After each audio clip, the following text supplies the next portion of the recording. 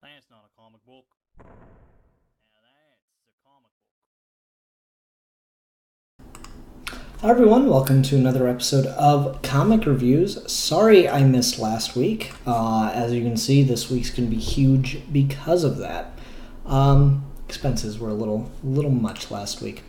So, anyway, I do have a ton of books to get through, so I'm not going to waste too much time tonight. But I do want to say a reminder that this month on the Comic Book Club, we'll be discussing Klaus by Grant Morrison and Dan Mora.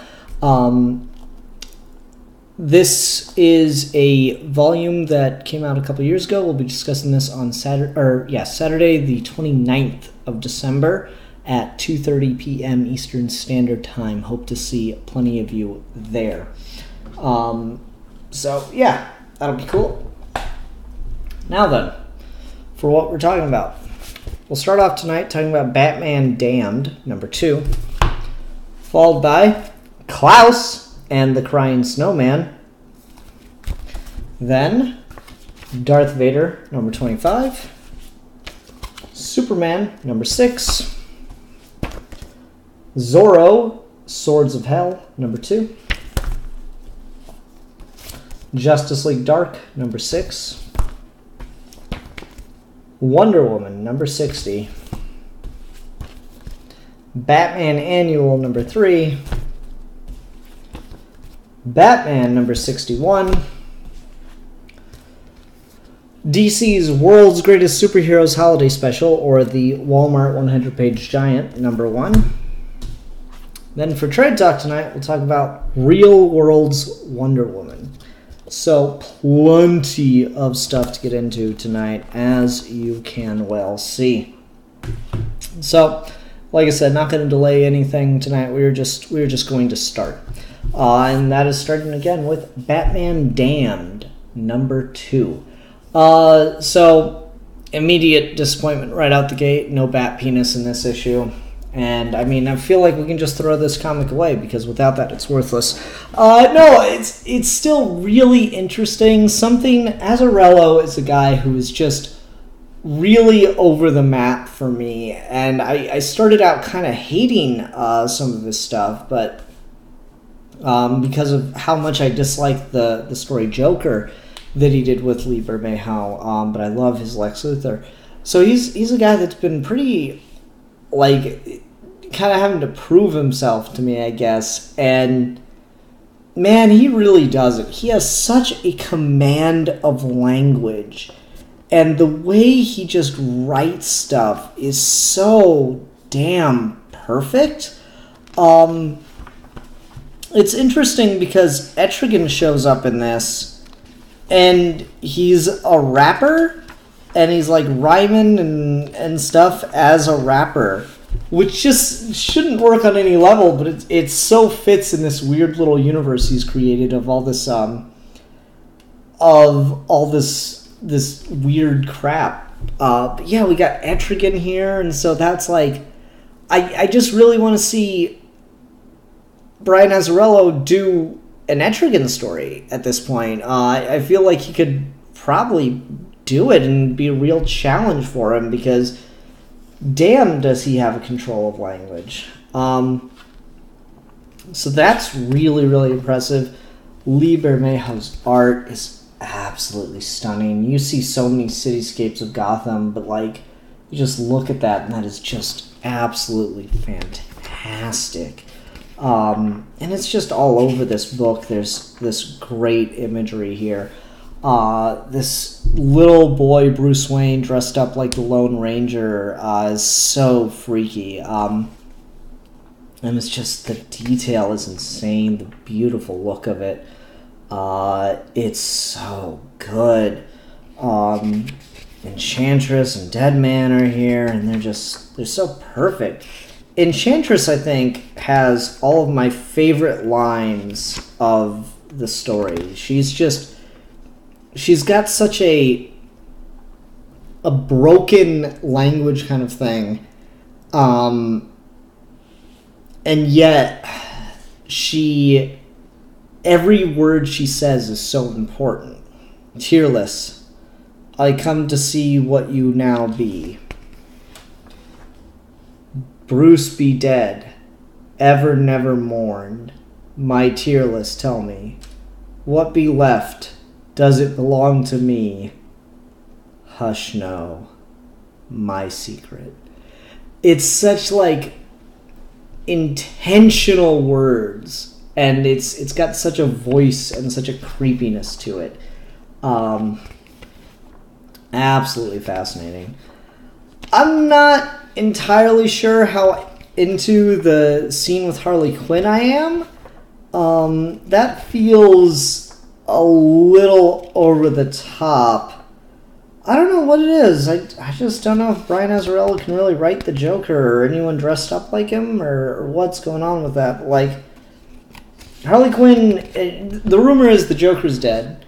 Harley Quinn kind of poses as the Joker, lures Batman, attacks him, and then wants to have sex with him, question mark?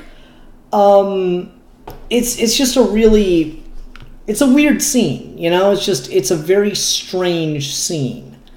And I'm not really sure how much sense it makes. I feel Brian Azzarello has a really hard time writing crazy for fiction. I remember talking to people about his Joker, and they're like, yeah, it's like an actual person with mental illness as opposed to some kind of fictional crazy comic book villain. And I was like, I guess, but that's not what makes... The fact that the Joker's crazy isn't what makes the Joker interesting. The fact that Harley Quinn's crazy isn't what makes her interesting. That's just the excuse to create a really interesting character and have it be some level of believable. And I feel like Brian Azzarello kind of just writes people in these over-the-top personas, but writes them as if they're actually people suffering from mental illness. So they're just kind of wildly unpredictable and unhinged. So I didn't really care that much for that. I don't know what the hell happened to Harley. The way Azzarello draws her, like you see her chest exposed, and whew, that's something else right there. I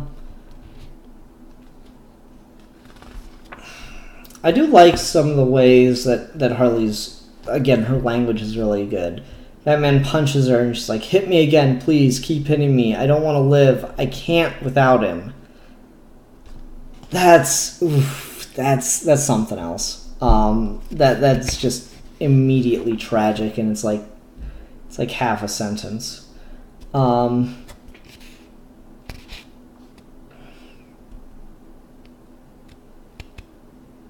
Anyway. Yeah, good-ass book, though. Really interested to see where this goes, what else it develops into.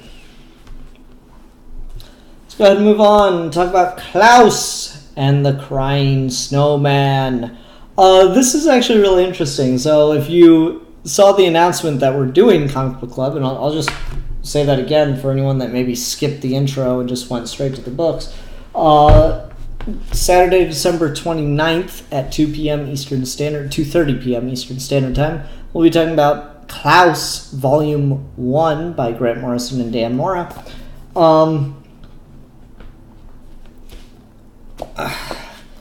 So I'm really excited to talk about that, and it's just interesting that Klaus comes out this week.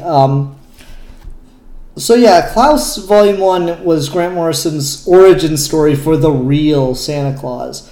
And then he decided that every year he was going to do a Klaus one-shot. And so here we are, year 3 for Klaus one-shots.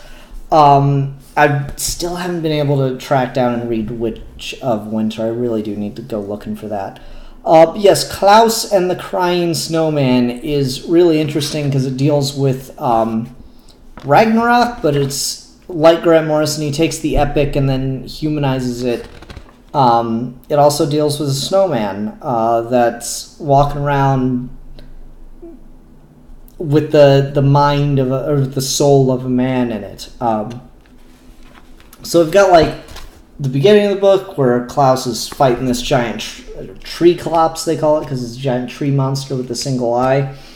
And then he talks with some of his winter brethren allies about their base on the moon and all this other crazy shit that's like never explained anywhere. It's just, yeah, that's just a thing, which is perfect. Grant Morrison fleshes out a whole universe in an instance, and then they talk about this coming comet that's really this invading alien force, and that alien force is the one that destroyed the Norse gods in Ragnarok and led to the current age of man. And now they're coming back, and now the holiday protectors are the only ones that will be able to stand up to it. So Klaus kind of stumbles across this walking, talking snowman with the soul of a man in it, and gets him to accompany him on the journey. And they go onto the ship, and it looks like it's going to be, you know, your typical epic battle kind of yada yada. But it turns out that Klaus has superpowers. Of course he does. He's Klaus. And his superpower is to know what he needs to know, which is who is naughty and who is nice. He's able to tell that they need to stop fighting these you know, so-called villains of Ragnarok, and he gives them the opportunity to do what they came here for, which is to get warmth and light from the sun and take it back home without destroying the earth. And it's just like, so like you have this big, it's pretty typical of Grant Morrison, you have this big epic showdown kind of battle thing, and then it subverts that and gives you something like really true to the character. So like this could kind of be sold as, oh, it's Santa Claus versus alien in mythological alien invaders or whatever, and really it's Santa Claus giving someone the gift they need, and that's really cool. And then it's all humanized with this guy who is like cheating on his wife and not being a very good father and all this stuff, and now his body's stuck in this, or now his soul is stuck in the snowman, and Klaus gives him the second chance he needs. So he puts the snowman right in front of the kid's house, or the guy's house, and this kid comes running out, ready to hug it. Right as the thing is melting, it melts away, and there the guy is, restored with his second chance at Christmas to be a better father, better husband. Really, it's beautiful, it's touching stuff. I love this. It's very much in line with what I liked about the first version of Klaus. I didn't care too much for the second adventure of Klaus, the one versus Coca-Cola Santa, basically. This one worked a lot better for me, and I still desperately need to read Witch of Winter. So, really, really fun, cool stuff. All right, let's go ahead and move along and talk about Darth Vader number 25. Charles Soule's Darth Vader run wraps up here with a very light on the talky talk issue. So this is a very art-heavy, intentional issue about Vader's trek through some kind of force vision-y thing, force landscape, forged by the dark side, where he kind of confronts what makes the distinction, what made Vader Vader and Anakin Skywalker, what separated and made them who they are. And that's, I don't know, it's really interesting and it's cool, and it kind of, like anything Star Wars that deals with the prequels, if you make the prequels just a little bit better, a little more tolerable, I'll like it, and I do. Since the beginning of this, or not the beginning, but since very early on in this run, we've been doing Vader having Force visions and being disconnected from his limbs, and we have that whole thing. It's not really Vader walking through, and in fact, right on the first page, he leaves the suit behind, so this is really the man under it all, but he has no limbs because of the loss of connection to the body. So his Force limbs are just white compared to the rest of his body, which is tortured. And that's, I don't know, it's really interesting stuff. Anyway, so he gets through this journey, and he's doing this all to resurrect Padme with him. And there is one scene that I have like conflicting feelings on, where he confronts a bunch of Jedi and kills them all. Then we get this 9-panel grid. Love me some 9-panel grids of him taking down these different Jedi, and says, "Let the past die. Kill it if you have to."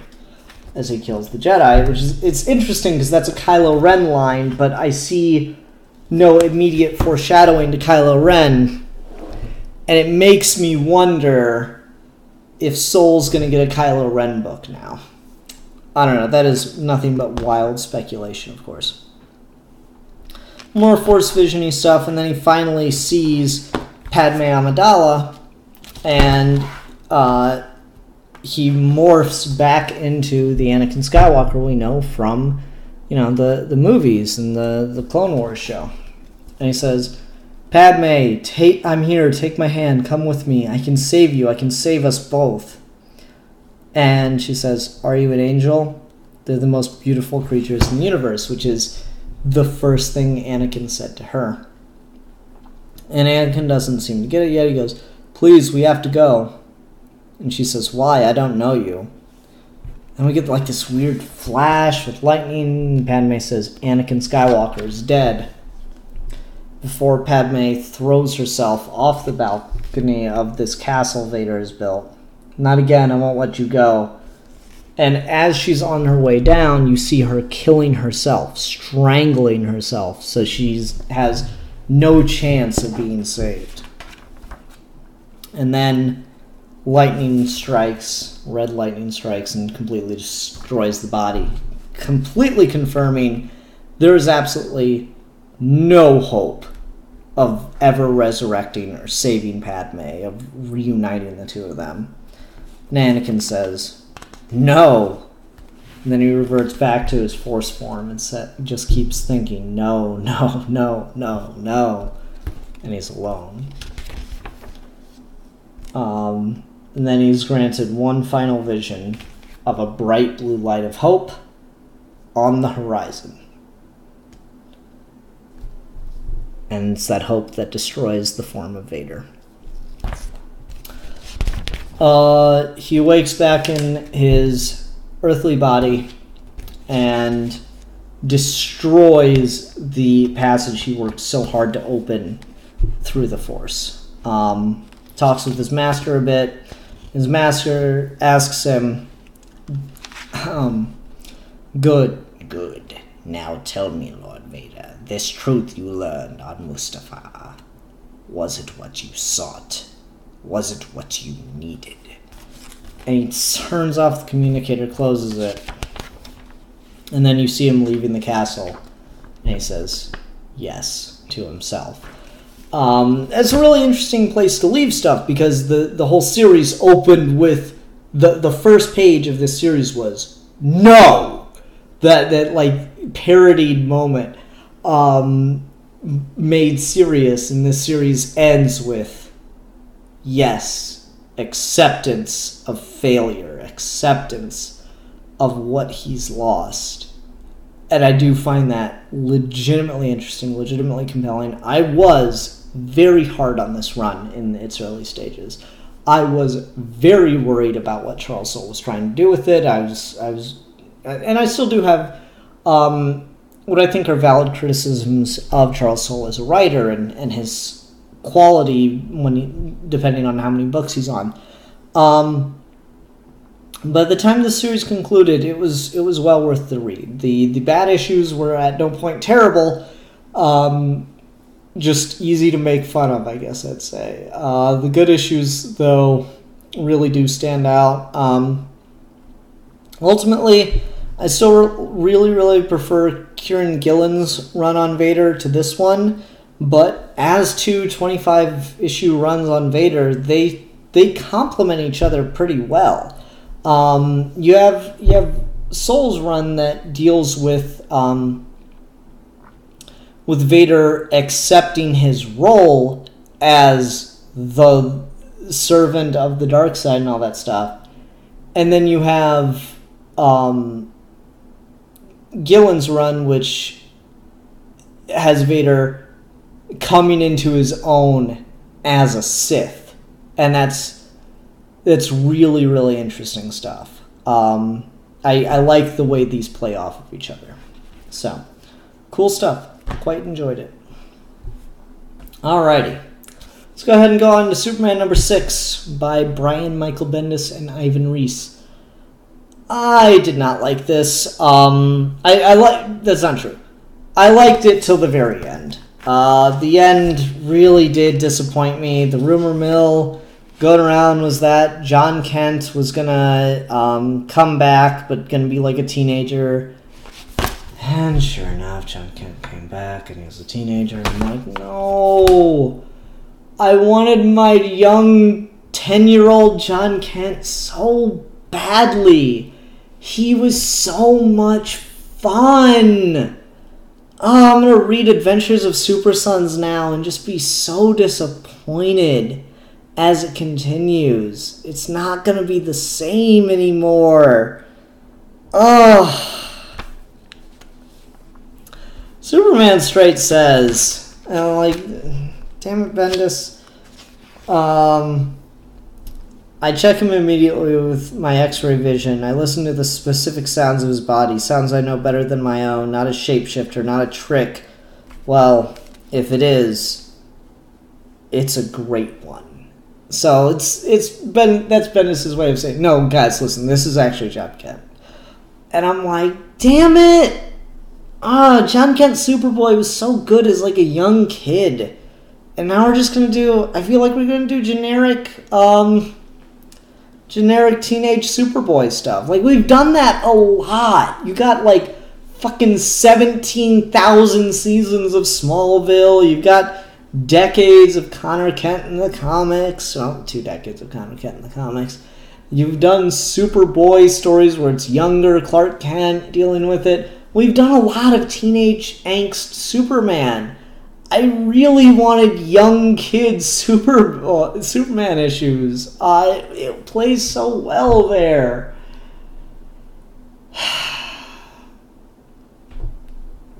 So I'm really disappointed by that. The rest of this is like, I mean, I said I enjoyed it, and I did. It was fine. It's mainly Superman and Zod fighting Rogol Zar, and it's just a lot of really pretty Ivan Reis art. Zod put his fist through Rogol Zar's face, literally. Big explosion of heat vision, bunch of double-page spreads with Superman thinking about the implications and the yada yada, and then he decides the words he needs to say are for Kandor as he punches Rogol Zar, so Zod really knows, one, what Rogol Zar did, and two, what this means, what this battle means to Superman. And Clark's all reflective on it, is like, that was said for Zod, that was said so he knows, and now, even though he and I have been enemies for so long, now we're working together, now he knows that I'm into this. It's that whole thing. And then as Superman is ready to really throw his whole heart into this battle with Rogol Zar alongside Zod, he's pulled out of the Phantom Zone. And he wants to go back immediately, but everyone convinces him, no, the bad guys are in the Phantom Zone, we're out, everything's fine, and people of Earth need help. And then it just cuts to Zod completely getting his ass kicked. So, of course, Steve Vaxie knows what he's talking about. I don't mind it here so much, because I don't really feel like this is Rogozar owning a villain of Superman so much as it is just showing the scale of Rogozar, because he owns Superman well before he owns Zod, if that makes any sense. So that one was fine with me. Yeah, for me, the biggest problem I have with this issue is aging up John Kent. I really don't like that. I'm hoping he's like 11 or 12, and he just hit a hell of a growth spurt. Really appreciate that. Let's see here. Philip Cutton says, it is just wrong that Clark didn't get to watch his son grow up. Yeah, that's pretty bad, but like that could be interesting on a story level, but I don't think it'd be any more interesting than young John Kent. I've got to go read Tomasi's Superman run now, because now it's the only place I'll have young John Kent consistently anymore. Or not consistently, but like it's one of the few things I'll be able to go to for young John Kent. Kim Ranger says, not to mention that Bendis is bringing back Connor and Young Justice, so why make this change to John? Yeah, like, if they're just written exactly the same as, like, teenage angst dealing with Superman powers, I don't see the point. This kind of Bendis thing is the reason why I don't really like Bendis writing Superman, says Mick Pick. Yeah, like, I get it. I'm well aware that he's got his trick book and stuff. I don't know. Like I said, he's doing things with Superman that I do legitimately find interesting, so I can't knock him too much for a decision he wants to make, even if I disagree with the decision. I'm just disappointed, because I really like John Kent, and so aging him up like this, it'd be one thing if it happened naturally over a couple of years, but like, he was just 10 years old, you know? That's just disappointing. I'm gonna miss my boys. It's gonna change the dynamic with Damian so much. If he stays this age, it's not gonna be the same.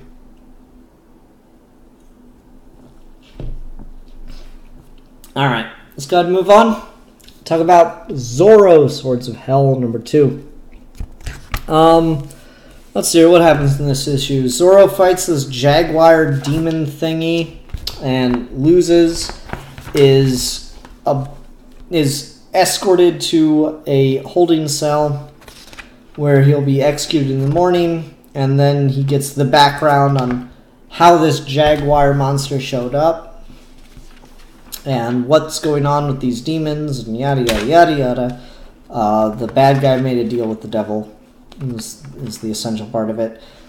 He's due to be executed in the morning, but luckily Bernardo saves him at the last possible second. They escape the Pueblo and leave together, but out in the countryside, they face possibly even more danger. So that's the whole issue. Nothing too, I don't know, exciting probably isn't the right word. Nothing too monumental. Again, it feels like pretty typical Zorro writing, which I'm totally fine with, because it's pretty typical Zorro writing, but with monsters and demons and shit. I'm like, okay, I'm fine with this. We can do this for a while. We can see how this works out. So yeah, I don't really have much to say about that. The story there is pretty basics. A lot of cool action. I really like the art. Lots of shadow work here. Lots of blacks. I think that's really cool. Neat action stuff in here, definitely. I like the idea of just so overpowering Zorro because he's kind of out of his element. I think that's a pretty cool idea.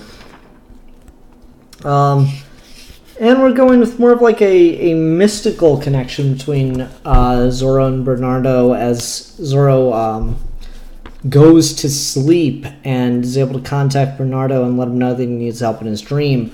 Now, of course, you can make the argument that Bernardo heard that Zorro was captured and came anyway, but I don't know.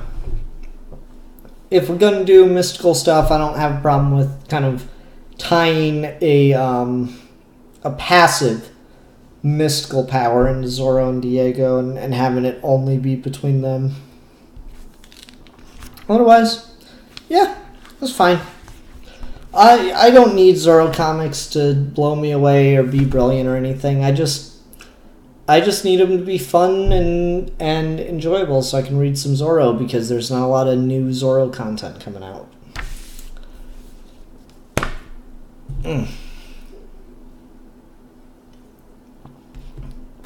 Go ahead and move along. Talk about Justice League Dark, number 6. Another interesting issue. This will mean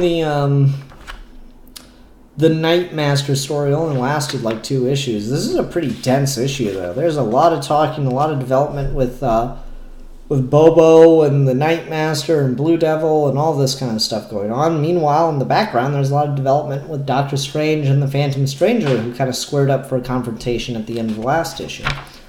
Now, Doctor Strange and Phantom Stranger, the two of the most powerful magical users in the entire DC universe. Dr. Fate's got crazy off the charts epic scale power, and same with Phantom Stranger. It's like stupid how ridiculous it is. So they're kind of squaring off in the background, and who wins this fight will determine the fate of the universe. And since Nabu's the bad guy and the Justice League Dark will have to deal with him, Nabu wins. Not because he beats up the Phantom Stranger or kills him, but because he imprisons him inside the helmet, making him less of a problem since he's trapped within the confines of the helmet. Meanwhile, Bobo has to fix the shit he put the imaginary kingdom into, and yeah, it's just kind of interesting. It's mainly just a character journey for Bobo, who's kind of dealing with being an alcoholic and being very unreliable.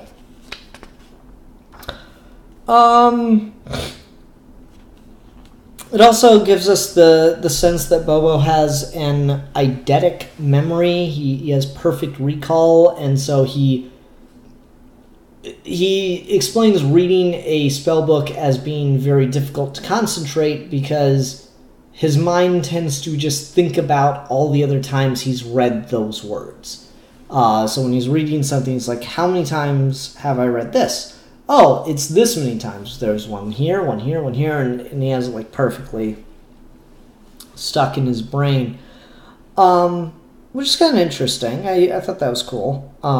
Is a neat way to display that, and it kind of explains, or it serves to explain why he drinks so much. So because it narrows his memory. I thought that was kind of a cool idea. But then as they leave with the night realm, or whatever you call it, safe, Blue Devil turns to Wonder Woman and says, be careful. You believe in him, Bobo, but eventually, right when it counts, he's going to let you down, and it's going to cost you everything. So like it's got some like seeds of dissent and stuff, because this is in a lot of other books, this would be like the big character moment, the character building thing that kind of like turns him on a new leaf and makes him the most reliable member of the team. And this is Blue Devil and you know, Tynion through Blue Devil telling us, no, he's still got a lot of personal failings, so he's definitely going to screw up again. You just strap in for that. So that was pretty cool. Anyway, Constantine falls to Dr. Fate as well, and as soon as the rest of the Justice League Dark get back from the Imaginary Kingdom, Swamp Thing shows up and says, John Constantine has fallen at the hands of fate. The other kind are here. The war for magic survival begins now. So shit just got real. That's what we just learned. And so now it's the Justice League Dark versus the other kind, which is the cost of magic, the dark cost of magic, and Nabu, God of Order. I'm sure they got this. So, good stuff, good stuff. Let's go ahead and talk about Wonder Woman number 60, The Unbeatable Enemy. This continues to be a really interesting take on Wonder Woman, a really strong take on Wonder Woman as she deals with Ares, who is so blinded by his role as a fighter, or as a god of war, that he can't see his own missteps, even when he's got a point. And so Wonder Woman tries to teach and reason with him, and of course it's comics, so we got to do that in a big epic struggle kind of way. The art in here is gorgeous, by the way. We ultimately get to a point where it's Wonder Woman trying to explain to Ares where he's gone wrong, even though he had the best intentions, and she is not really able to get through to him until they go to the village that Ares threw a bomb on, and he sees a baby crying in the rubble. It was I did this. By your own hands, this is where the missile fell. It doesn't feel any different, this just war. No different from any of the others. I was wrong. Justice is not taking the side of the righteous at any cost.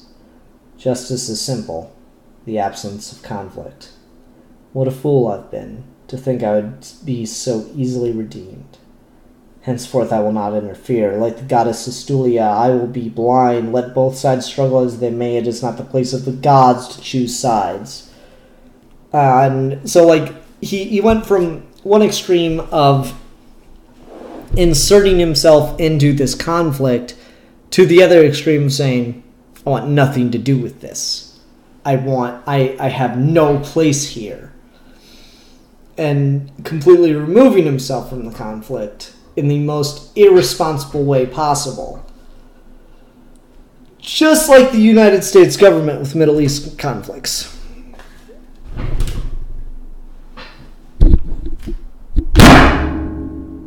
Probably not good for my microphone, but totally worth the gag. Yeah. I'm sorry. RIP to headphone users. Yeah, that's so on fucking point.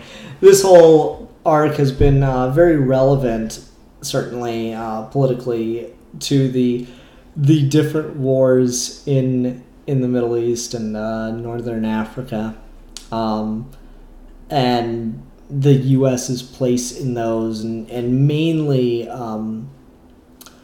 Wonder Woman has been kind of the U.S. allegory here in a number of ways. It's not a one-to-one, which I really appreciate. It is more complex than that, because it's like a lot of this on the surface of what the characters are talking about sounds a lot like Yemen, but there's just the overall attitude of it is more toward the idea of outside involvement in foreign conflicts. And is there a good way to do it? Is there a right way to do it? And, like, can you have the best intentions but just not realize what you're doing? Or can you have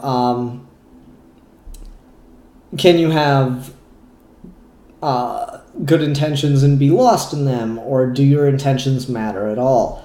These are all really interesting questions, because, like, so the liberal viewpoint that, you know, kind of drives me nuts, and I'm, like, well aware of it because I once thought it. The liberal viewpoint that drives me nuts in regards to American imperialism is, oh, well, America has good intentions, it's just bumbling and doesn't really know how to carry them out. No, they have bad intentions, they mask them as good intentions, and people go along with it because it makes them feel better. But it doesn't matter, because what they are is destructive. what not just the intentions, what the country is in the way it gets involved, what military is, what war is destructive. And so, it's one of those things whenever I talk about war, I always talk about this on History Month when we do Geeky Gentleman History Month, but like, you know how much more complicated war gets when you try to even slightly be ethical about it?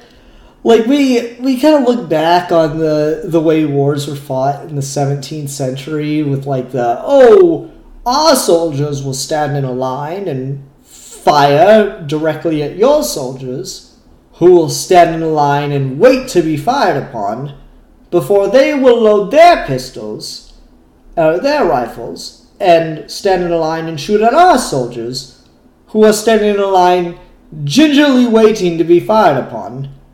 And we will continue this back and forth until one side wins the battle. And, like, we look back on that and, like, that's fucking crazy stupid, but that's an attempt to make war palatable. That is an attempt to make war gentlemanly.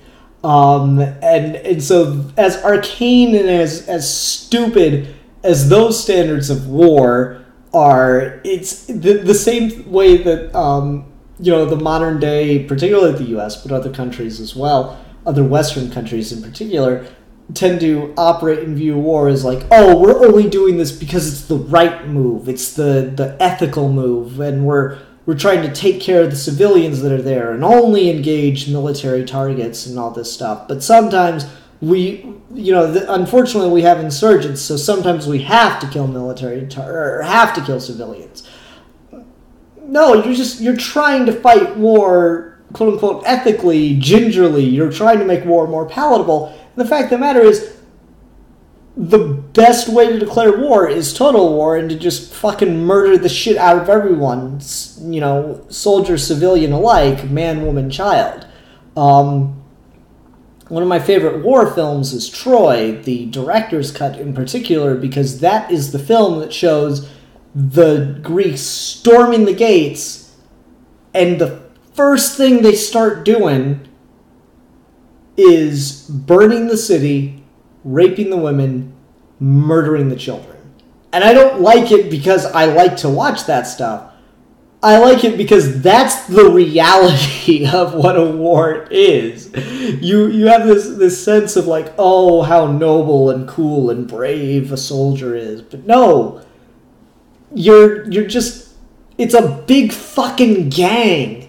And you're just doing awful things. And so that's kind of the idea of war. War is awful by nature. And so any attempt to make it gentlemanly, any attempt to make it palatable, any attempt to make war ethical is stupid, because war by its very nature is disgusting, is horrific. And so there is no just war. There is no right way to do things. And so me saying all these things about like how stupid the ethical war things, like what is it? The United Nations has banned the use of chemical weapons in war because those weapons are just too awful, is fucking stupid. It's like, that's the whole point of a weapon, is it's supposed to kill people. It's dumb.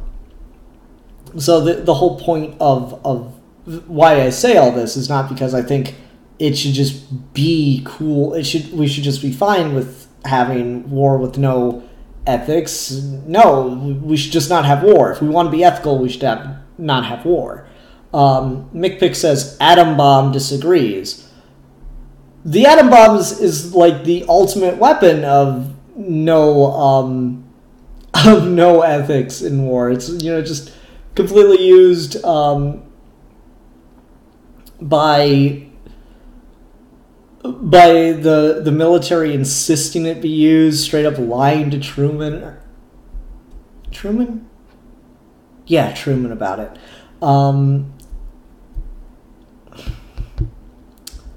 I don't know, it's all a fucking nightmare. Philip Kelton says, I disagree. If they invade you first. I I feel like I'm already really off track.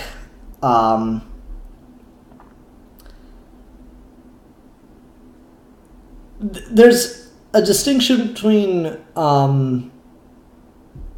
imperialistic war and defending yourself.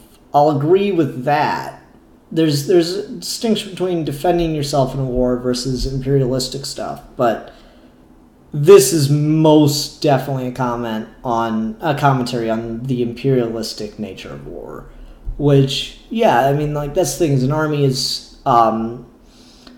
created for the purposes of self-defense, and then it becomes super efficient, and in an imperialist state, it becomes super efficient, self-sufficient, and begins to fund the machine. But I'm talking specifically about imperialist nations and stuff, because that's what the commentary is here. So there's like, it's a neat little thing that's wrapped up in so many different ways, and ultimately Wonder Woman has to oh wait, I do want to talk about one thing that's just kind of periphery and kind of cool. I like this moment where there are all these people shooting at Diana, so she throws her sword in the air, uses the lasso to rope around the handle, and then swings the lasso, swinging the sword on the other end, and cutting all the guns in half. I thought that was a really cool moment. So anyway, the way Diana deals with this and begins to reason with Ares is to, you know, sit and talk to him and say, you can't create a panic and just leave. You have a responsibility to these people now. If you've really changed, you'd see that. I told you to think this is about something much bigger than your own absolution. There are lives at stake. And Ares says, what do you know about absolution? For decades I sat alone in that prison without even the light of the sun for company until Darkseid's brat arrived to serve out her sentence. This is my chance, my one chance to become what I always meant to be, and no sermon from any daughter of Hippolyta will alter my course. And Wonder Woman says, what have I done? She doesn't really know what to do, know how to reason with Ares. So, like, that's the thing, is like, you know, okay, let's use America as an example because it's easy in the case of Iraq. By every conceivable definition, America's invasion of Iraq was a fucking shit show, poorly excused, just wanton imperialism. We came in and fucked shit up, and it's still very much dealing with the consequences of that. And when Obama pulled troops out in 2013, no, 2011 is when he pulled the troops out. Yeah, he pulled the troops out in 2011. So when Obama pulls troops out in 2011, and then a year later, ISIS comes in and takes over a bunch of territory, and we suddenly have to send troops back. Was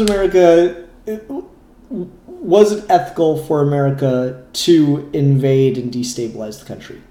No. Was it ethical for America to remove its troops from the country, thus creating a power vacuum?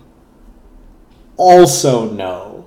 The idea of like, oh, this didn't go the way I wanted it to, the way I imagined it would, so I'm just gonna leave, is super unethical because you're then responsible for the power vacuum you leave behind in your wake. You started it, now it's your bed and you have to lay in it. It's a pretty simple thing. What the solution is, I don't fucking know. Shit.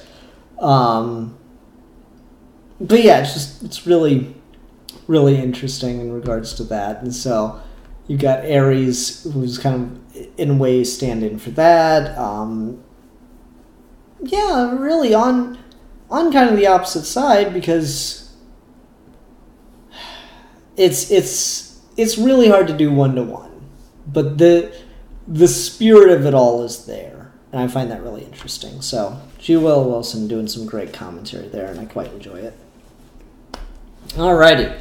Let's go ahead and move on and talk about the Batman Annual number 3. This is written by Tom Taylor, who is a writer I've heard a little bit about here and there, and I've read one or two stories, and I think he's actually pretty good too. So I was really curious to see him write this annual, since I knew it was going to be one big story. Usually annuals are 2 or 3 issues, or 2 or 3 small stories.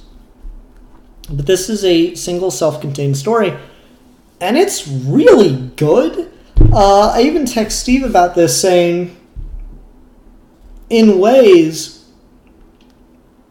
it's almost like a spiritual successor to Good Boy, the Tom King story that was Ace's DC Rebirth origin.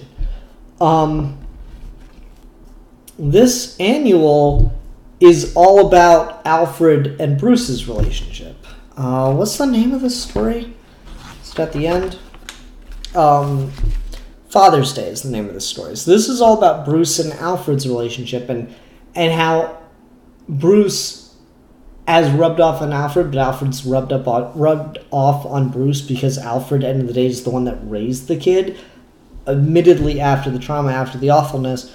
But it is, just as Good Boy was a look into the lengths Alfred was willing to go for Bruce, this is also a look into that, a much more deep look into the lengths Alfred's willing to go to for Bruce. We always have that imagery of Batman, bloody and broken and still willing to get up, still willing to continue because the mission matters the most. And Alfred's the same way. But his mission is different. Bruce's mission is to save the world. Alfred's mission is to save Bruce. And that's real. It's really good stuff. I really, really did enjoy this story. Whole lot of stuff going on. I will say one tiny nitpick. I didn't like making Dr. Leslie Tompkins young. I thought that was a weird choice and also just a bad choice. I always prefer when she's older, but I don't know if that was Tom Taylor, the artist, or that's just a Rebirth thing, if we haven't seen her since Rebirth started, or what's up. This also gives us one of those things that's super fun, which is Alfred in a Batman costume, or mask at least, as Bruce is in need of a pickup and Alfred goes incognito. So I thought that was pretty cool. It was pretty fun. There's subtle touches in this though that are really neat and just really work. Gotta find the page. You see Alfred sleeping in bed, or lying in bed at least, at several points. Oh my god, where the hell's the page? There we go. Jeez, finally. You see Alfred lying in bed, and he's dressed still. He's got a couple things off just to make himself slightly more comfortable, but he doesn't wear pajamas. He wears the shirt and the slacks, ready at Bruce's beck and call in any instant, able to get dressed in his Alfred tuxedo attire whenever needed. It's really, I don't know, that's really, really interesting, and it's kind of all about that. The commentary is entirely about that, about all the lengths Alfred's willing to go to for Bruce. And I don't know, I thought it was a really, really good issue about the two of them. And I really appreciate it. I thought it was a really solid standalone Alfred story. Bruce is in it, Leslie Tompkins is in it, but this story is 110% about Alfred, and it's a nice standalone comic, which is really cool. So I appreciated this issue. This was some good stuff, and makes me interested in reading more Tom Taylor. Alrighty, let's go ahead and go on and talk about Batman number 61. This one written by Tom King. This is part of the Nightmares story arc. Did I miss an issue? I feel like I missed an issue. I want to establish that I didn't miss an issue, because from my memory, issue 60 ended on a fucking cliffhanger and a half. And this doesn't. This doesn't resolve that in the slightest. And I'm like, did I miss something somewhere? Did anyone read something that I'm not aware of? Because from what I recall, issue 60 ends with Alfred collapsed on the floor of the Batcave, Penguin missing, Bruce Wayne standing over Alfred, and Thomas Wayne standing in the background. And we're like, what?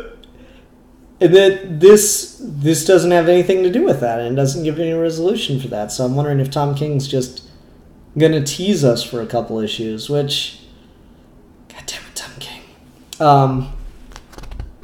Anyway, so this issue kind of puts you in a weird place because it's like got the Wayne murder right at the beginning, and you're like, you're wondering what it's going to turn into. But then just a page or two later, you got Batman interviewing Gordon about the Wayne murder. And so I'm like, what? And then you get like Batman interviewing Bruce Wayne about the murder of his parents, and Batman hunting down the murderer, and doing Batman things for a while. And then you got young Bruce Wayne sitting at the trial of the murderer of his parents, and becoming obsessed, and then sneaking a weapon into jail and killing the murderer of his parents. Then you got the big reveal that this is not Bruce Wayne. This is Matthew, the kid who thinks he's Bruce Wayne, and has become dangerously obsessed with being Bruce Wayne. And he's got Thomas and Martha carved underneath his eyes, and it's just sad and creepy and weird. So yeah,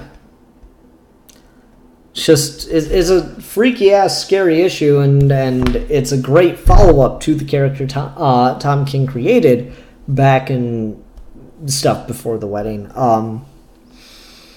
But man,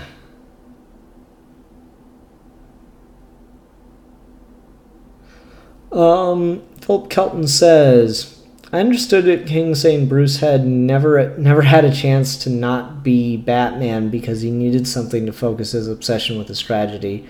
If they'd catch his parents' killer.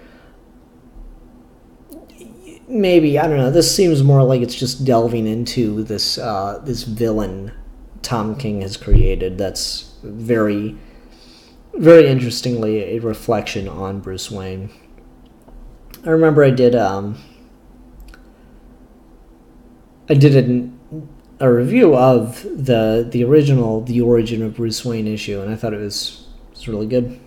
So it's really just a reflection on what on that the same idea. It's kind of old hat at this point of is Batman just as crazy as his villains? So yeah.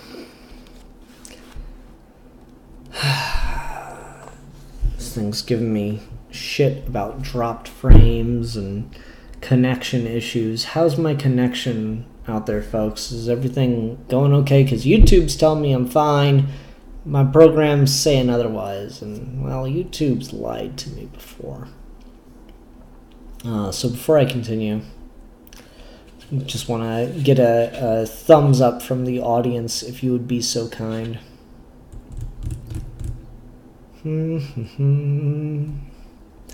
Anyway, what else going on in the world? Saw Aquaman. It was good. It's like a lot in one movie. It's a really stuffed movie. Probably overstuffed, if I'm being honest. But like, I didn't feel lost at any point. I was just like, at a certain point, I'm like, damn, there's been a lot going on in this movie. But it was fun. I liked it. Is my connection good? Am I, like, skipping out or anything? I just want to know that. Literally anyone besides Philip Kelton in the comments can talk, by the way. Just so you know, the chat box is there for interaction, and I do a fair amount of it. Not a lot, but a fair amount. Am I good? Am I bad? Is my connection looking good? Am I dropping frames? Am I lagging? Is there anything like that I should be worried about?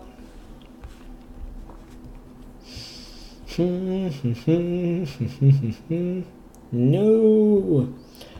Okay, I guess I'm good. I'm going to take that as word that I'm good and go ahead and move on. Alright. Moving on to the DC World's Greatest Superheroes Holiday Special #1. This is the Walmart 100-page Giants. I always like the DC holiday stuff. And so I was excited about this, but this is mostly reprints. That being said, the opening story is brand new. It's called "'Twas the Riot Before Christmas," and it's about it's a Flash story with art by Brett Booth, and I quite like Brett Booth's art, so that was really cool to see. Written by Scott Lobdell, who's fine. I'm trying to remember what happens because I read this a couple days ago. Magenta, Captain Cold, Trickster. Oh yeah, okay. Trickster creates a device that makes all the other villains at not the slab. What's it called? I'm blanking completely. At the Flash villain jail. Iron Heights, there we go. Makes all the other villains at Iron Heights go kind of crazy and just start rioting and attacking each other and the Flash and yada yada yada yada. Just some gorgeous art that you get in here. Again, Brett Booth does some great stuff. And this is all happening the night before Christmas, and so Flash has to kind of ignore some orphans because of this, but Captain Cold shows up to help stop the riot because he doesn't like the idea of the rogues fighting each other. Flash destroys the Trickster's device, and as a thank you, Captain Cold accompanies Flash back to the orphanage, where he gives the kids a winter wonderland. Cute, fun. I love shit like that. There's nothing to say about it. It's just fun. It's cute. It's cool. Go ahead and move along. Then we have Metropolis Mailbag, which is a reprint from back in the 90s, if you can believe that. And this is a short story about Superman reading his fan mail as people write all these letters to Superman asking for his help. And it's Lois writing a story about it. And Superman says he has a real hard time doing this, so he puts it off till right at the end of the year so he doesn't have to prolong it. And then he just reads this mail and tries to do what he can to help these people. So, like, there's this woman who was a Holocaust survivor and thought she had no family, but found out earlier this year she has a sister over in a nursing home in Germany, and they don't think that, but she lives on a fixed income. She doesn't think she'll ever be able to go see her. And so Superman flies her across the world and reunites the family, and that's so sweet and fun and cute, and I love shit like that. But then it takes a sad turn as Superman reads about a kid whose father has a brain tumor, and he knows there's nothing to do to help him, but he goes out there and he wants to tell him face to face. But by the time he gets out there, father's already dead. And the kid's pissed. He can't believe that Superman was so late and didn't care. And Superman tells him the truth and says, but I wouldn't have been able to do anything anyway. But he convinces the family to donate the man's organs so he can save someone else who wrote him a letter. And he hand delivers the heart that is needed. It's really, I don't know, it's really sweet, really touching story. I thought it was a really strong idea, and it worked out quite well. Ultimately, he also gets some help from Bruce Wayne and Emil Hamilton, and kidnaps some reindeer from the zoo so he can convince some kids that Santa is real, as he flies the reindeer while wearing a black suit so they won't see him, and yeah. thought that was pretty cool. It's fun. That's totally a Superman thing. I totally buy that. I really enjoyed it. I thought it was a really sweet story. It's a little undercut by the fact that the very next story is also a reprint. This one by Joe Cally, the last one by Dan Jurgens. The very next story is also a reprint. It's called All I Want for Christmas. And I guess this is a tradition that Superman legit gets mail and people asking for help, and he just kind of collects and waits till Christmas to do anything about it. But this time, it's Supergirl that's going to do it all. So this is obviously like 2000s, maybe even 2010s. That Supergirl outfit, that doesn't look like New 52. That might be old DC Supergirl, or old 52 Supergirl. So yeah, you got Supergirl in this one running around granting Christmas wishes, and then she reads this one letter. Dear Superman, my daddy is a brave soldier in Iraq. I miss him. I would like to see him even just an hour. And so Supergirl goes and talks to the kid and asks the mother where the father's stationed, and she slams the door in her face. And so Supergirl starts doing some digging. Finds out the guy's not stationed in Iraq. He's not a veteran at all. He's just a drunk the next town over. Complete disappointment to the family. And he and the wife decided it's better if he's not in the girl's life, and if she just thinks he's somewhere off in Iraq. And that really pisses Supergirl off. She's like, whatever, I don't give a damn. What do you want me to tell her? And she says, and the guy says, tell her I'm dead. It's better that way. And she kind of like mulls over this and thinks about this, and then all of a sudden just swoops in and kidnaps the fucker from his apartment, takes him straight up to the clouds and says, so Fred, I've been thinking. Oh, you should save your breath. We're at 29,000 feet. You don't want to pass out anyway. About the tell her I'm dead bit. I think it's a great idea. There's just one problem, though. I'm not allowed to lie. It's an S thing. Good. I'm glad you understand. Just drops his ass from 29,000 feet. Saves him at the last second and talks some sense into him. Says, you gotta go be a father. If you're a shitty father, be a better father. So that, like, okay. It undercuts it a little bit. It's the exact same premise as the previous story.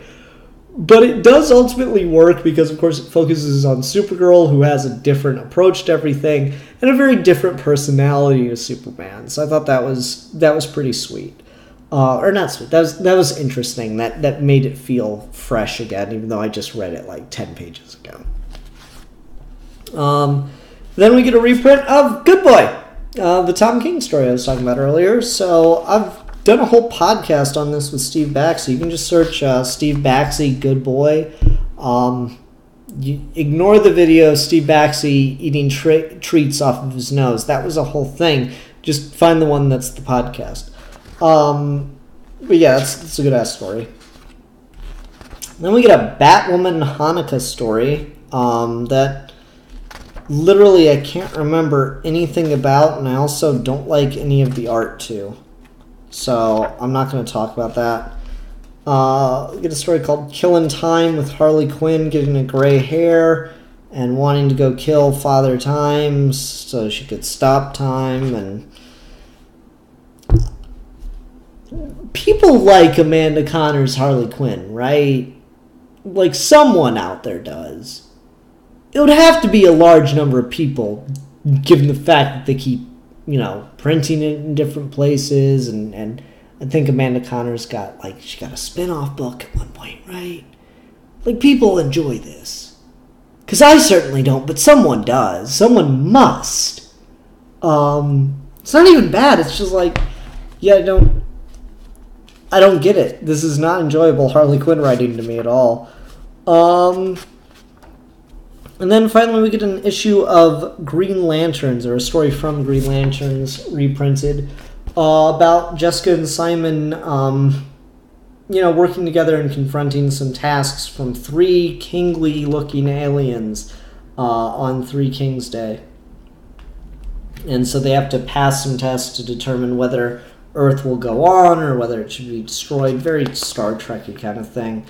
I liked it. It was fun. I don't really know much about Simon or Jessica, and I really want to know more about Jessica, but I just...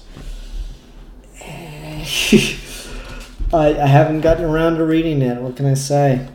Anyway, I thought it was a pretty good story. I enjoyed it. It was a cool conclusion.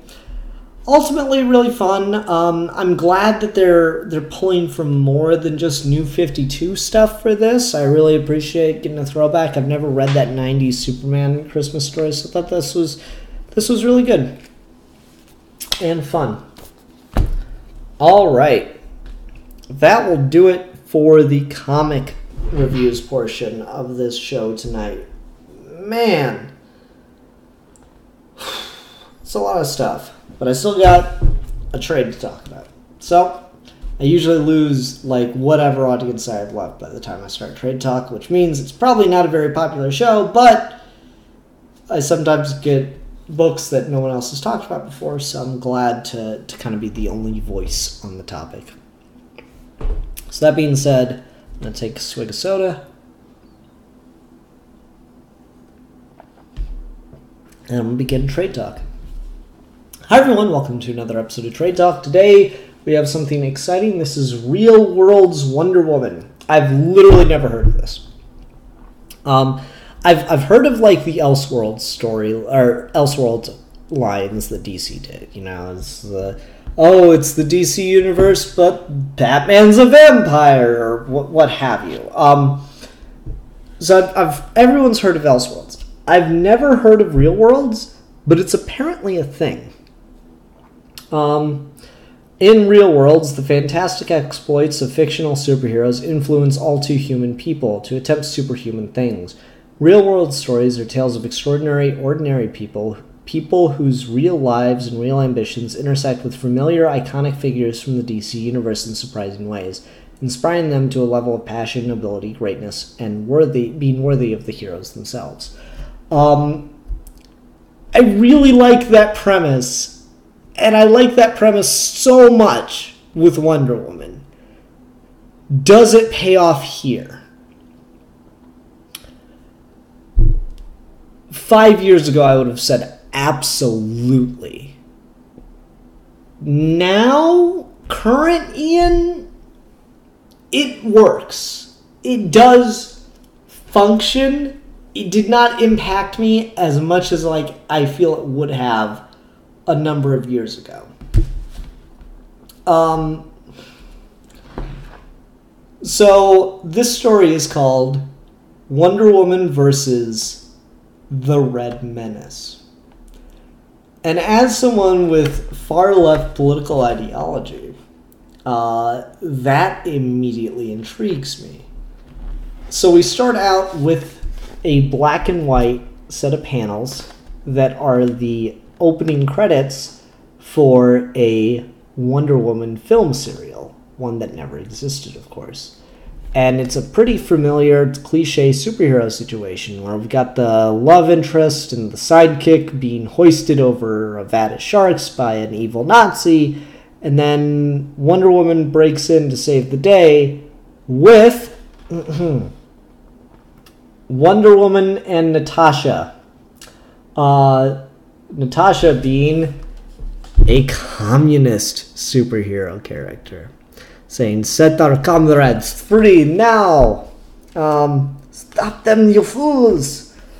And so Wonder Woman and Natasha work together to take down the evil Nazi Baroness. And in the end, they shake hands amicably after defeating the Nazis. And Wonder Woman says, "Thank you, my Soviet sister. Let our teamwork show that only by standing together, united as one, can our nations defeat the Axis threat." And Natasha says, "You are most welcome, comrade Wonder Woman."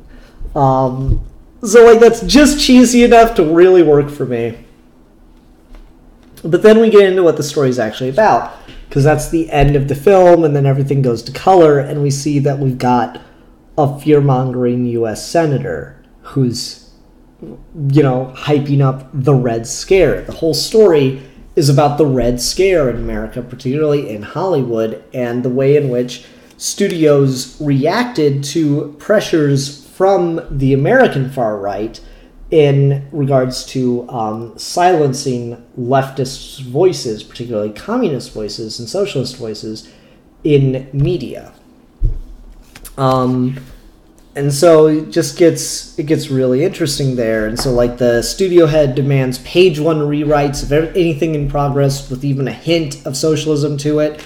Meanwhile, writers are being blacklisted, and the woman that plays Wonder Woman is dating a writer who had this big film and he's been working with the studio for years, and he's had this big film deal, and yada, yada, yada.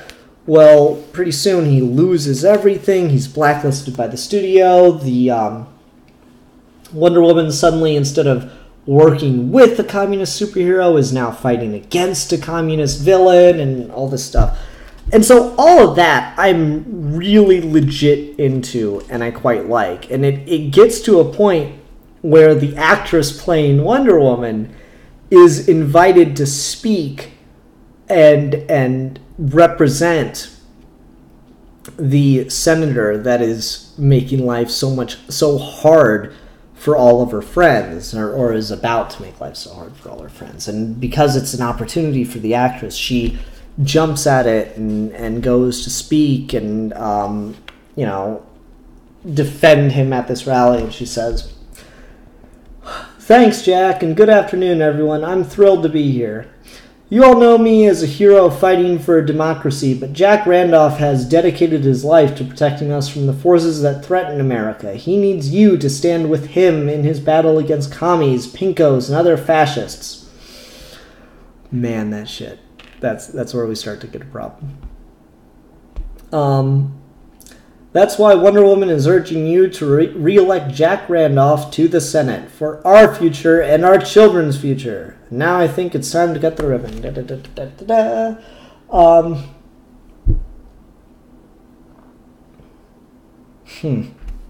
Getting notifications on the cast.